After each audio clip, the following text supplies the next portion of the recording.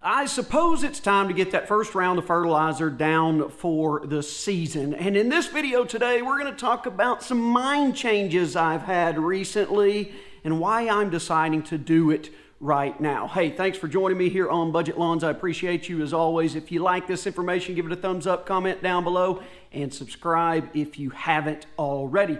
I said on the Budget Wooder Show the other night, our live stream here on Tuesday nights, 9 Eastern, 8 Central with Joe from Wooder Boy Productions, that I had not gotten my spring fertilizer down yet, and then I might not for another couple weeks or so because things have been so busy. But I've changed my mind, and I've changed my mind about a couple things, and that's what we're going to talk about.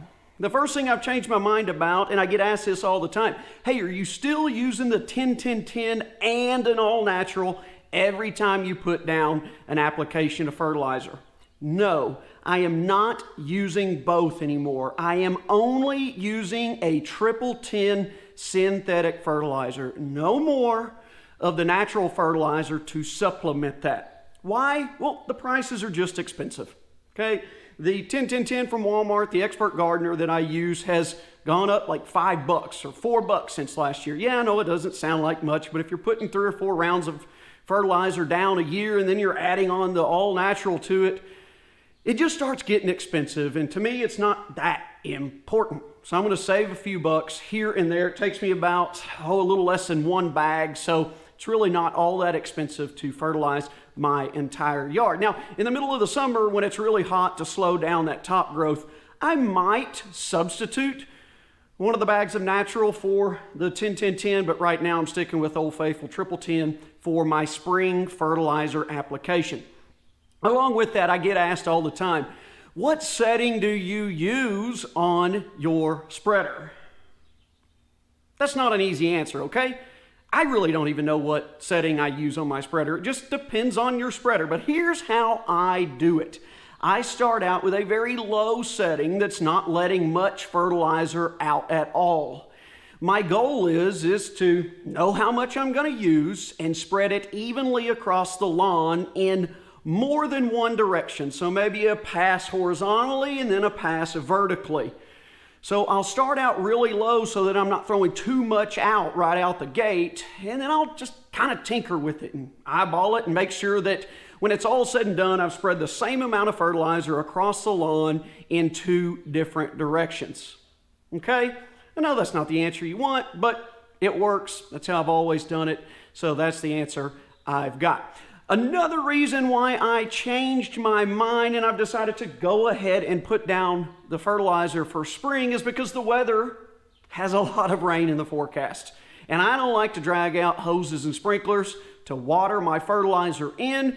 So I take the free stuff from Mother Nature, and here lately the chances have been so good that I just got to roll with it. Not to mention, I had no plans at all, but my son, he loves to just go look at the toys at Walmart. He's really good. He doesn't even want to buy them, doesn't beg to buy them, doesn't whine, doesn't even want to play with them. He just wants to look.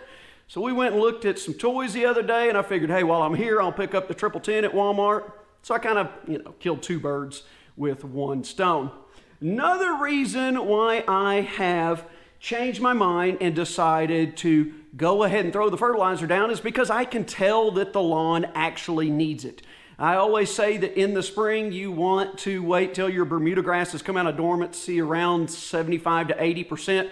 Well, that is already the case. And 2, I can tell that some of the grass just doesn't look as healthy and green and isn't coming out of dormancy as thick as some spots. Now, some of these spots that are already really thick and green are just healthier spots, and some spots are the result of where the dog pees. Look, that little spot here and there has already gotten a nice dose of nitrogen, and it's gotten some good top growth, real nice green color, and really filling in nice and thickly.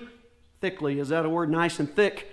So I can tell that those spots that don't look as good need a little boost from some fertilizer. So that's why I'm going to go ahead and get it down, because my eyes are telling me that, hey, look, it's time, you're green enough, and some parts of the lawn need it. Now, here's the last reason why I've changed my mind.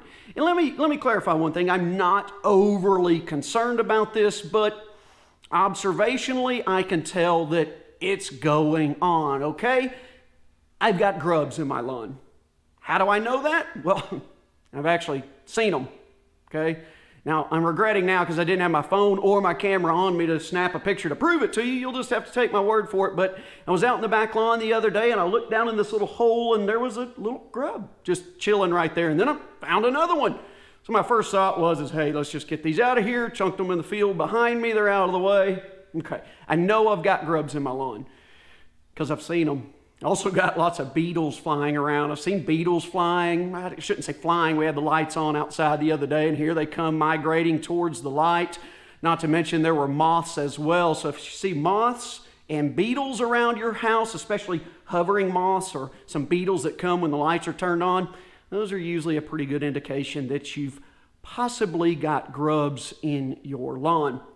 Now, another good indication is I see a lot of lawns in the neighborhood that aren't as well kept up as mine, typically, so they'll get some grub damage a little bit more noticeable than a well-maintained lawn would.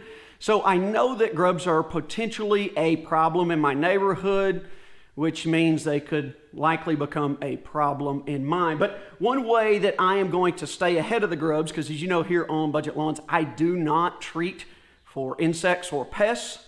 One way I can stay ahead of that is just following the cultural practices to a T. Mowing a lot, watering properly, fertilizing regularly, because a thicker, denser Bermuda grass lawn that really has lots of roots and good rhizomes and is taken care of properly is going to be less likely to have grub damage. So I'm not overly concerned about it. I just want to get ahead of it. And one way to get ahead of it so that I don't see any damage is just to go ahead and get my fertilizer down and make sure I'm pushing that green top growth. And there you go. You can outbeat the grubs when it comes to their game. So yeah, I've seen moss. I'm seeing some beetles. I'm seeing lots of birds in the lawn. So that kind of tells me there's food there for them to eat. And I've got a few brown spots coming out of winter that I don't think are spring dead spot and could possibly be some grub damage. But again, not overly concerned about it because Bermuda grass is just a vigorously growing grass. And a lot of times if you're doing the right things, you can outpace the grubs' damage just by promoting that thick, dense turf. And with a lot more healthy roots and rhizomes underground, no matter what they're eating, you're just less likely to see that visible damage on the surface. That's why I'm getting my fertilizer down, even though I thought I probably wouldn't for the next couple of weeks. I got the rain coming. I want to take advantage of that. I can see that it needs it, and yeah, okay, for what it's worth, I want to make sure that the grubs don't beat me at my own game, because I know they're there. I've actually seen them with my own two eyeballs. But if you're wondering how you know when it's time or some things to look for when it comes to getting your fertilizer application down, well, that's what I'm looking for this spring. And all indications and arrows are pointing towards go. Let's get it done. So we're going to do that this weekend. But that's going to do it for this edition of Budget Lawns. I appreciate you joining me as always, and we'll see you next time.